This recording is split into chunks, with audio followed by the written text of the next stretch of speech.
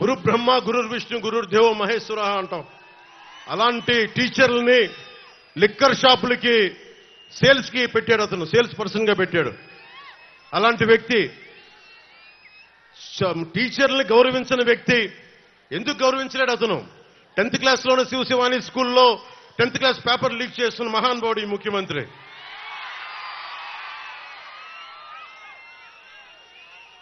అంగన్వాడీ కార్యకర్తల్ని అన్యాయంగా కొట్టించాడు. ప్రామిస్ చేసి మీరిచ్చిన వాగ్దానాలు ఏమైనా అంటే అంగన్వాడీ కార్యకర్తల్ని అమానుషంగా కొట్టించిన వ్యక్తి జగన్.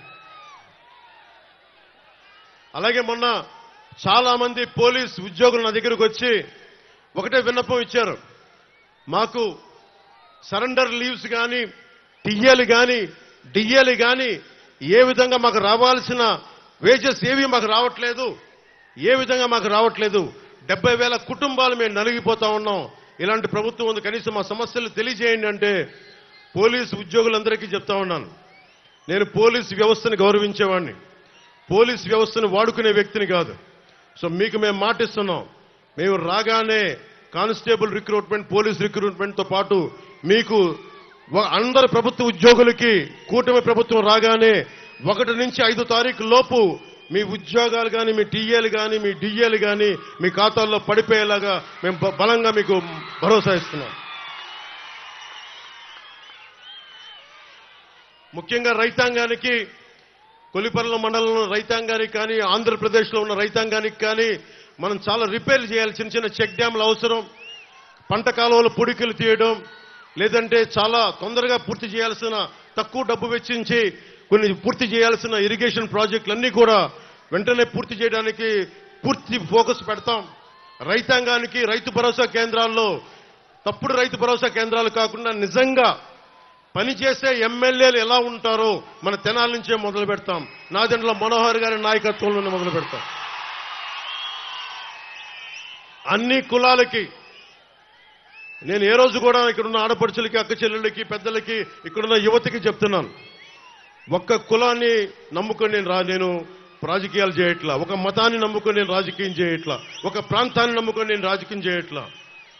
జాషువా చెప్పినట్టుగా విశ్వనరుడు అన్ని కులాలు, అన్ని మతాలు, అన్ని ప్రాంతాలు సర్వ సమానంగా ఉండాలి. మానవ హక్కుల్ని ప్రతిష్ఠించడానికి, అంబేద్కర్ గారు చెప్పిన ఆశయాల్ని ముందుకు తీసుకెళ్ళడానికి, ఓడిపోయినా కానీ మీకు తెలుసు ఓటమి ఎలా ఉంటుందో. ఒక ఎగ్జామ్ పాడైపోతేనే బాధపడతాం. అలాంటిది ఒక ఆశయం కోసం వచ్చిన నాకు 2 చోట్ల ఓడిపోతే బాధ ఎలా ఉంటుందో మీకు తెలుసు. తట్టుకొని ఎందుకు నిలబడ్డానంటే అందరూ పారిపోతారు. ఓటమిని చూడగానే ప్రజల మీద మమకారం పోద్ది, ప్రజలు వెన్నుపోటు పొడిచారంటారు. నేను అలా అనుకోట్లా. మీరు ఉన్నా లేకపోయినా వకీల్ సాబ్ చెప్పినట్టుగా నేను మీ కూలీని. నేను మన దేశానికి, మన రాష్ట్రానికి, తెలుగు ప్రజలకి నేను మీ బరువు మోసే కూలీని. మీరు అధికారం ఇస్తే సంతోషంగా బాధ్యతలతో నేను పనిచేస్తా, అధికారం ఇవ్వకపోతే ఇంకా బాధ్యతతో పనిచేస్తాను. అంతే, రెండింటికి మించి వేరే తేడా ఏం లేదు.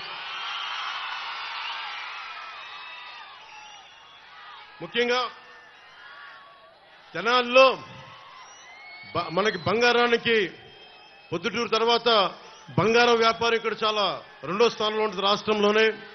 అలాంటి చోట ఇక్కడ బంగారు మనకి నగలు చేసే నిపుణులందరికీ కూడా ప్రత్యేకంగా స్కిల్ డెవలప్మెంట్తో పాటు భద్రత కల్పిస్తాం. అలాగే ఎక్కడ దొంగతనం జరిగినా చాలా మంది గోల్డ్ షాప్ ఓనర్స్ చెప్తా ఉన్నారు, విశ్వబ్రాహ్మణుల సమాజం చెప్పింది, పోలీసు వచ్చి మమ్మల్ని ఇబ్బంది పెడతాను ఎక్కడ దొంగతనం జరిగినా అంటే. ముఖ్యంగా బంగారు వర్తకులందరికీ అలాంటి పరిస్థితులు రాకుండా మేము మీకు భద్రత కల్పిస్తాం. అలాగే ఆర్య వయసులకు సంబంధించి ఒక తెనాల్లోనే 15 దాడులు జరిగినాయి.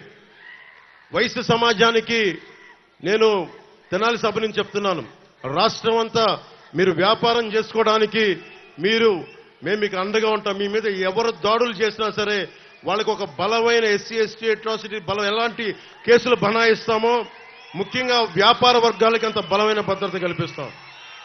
అలాగే వయసు సామాజిక వర్గానికి కూడా నేను మీ దాతృత్వాన్ని పొందిన వాడిని చిన్నప్పుడు.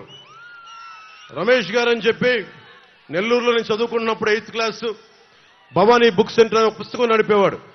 ఈరోజు నేను ఇంత చదువుకోగలిగానంటే ఒక వైశ్యుడి తాలూకు దాతృత్వాన్ని పొందినవాడిని.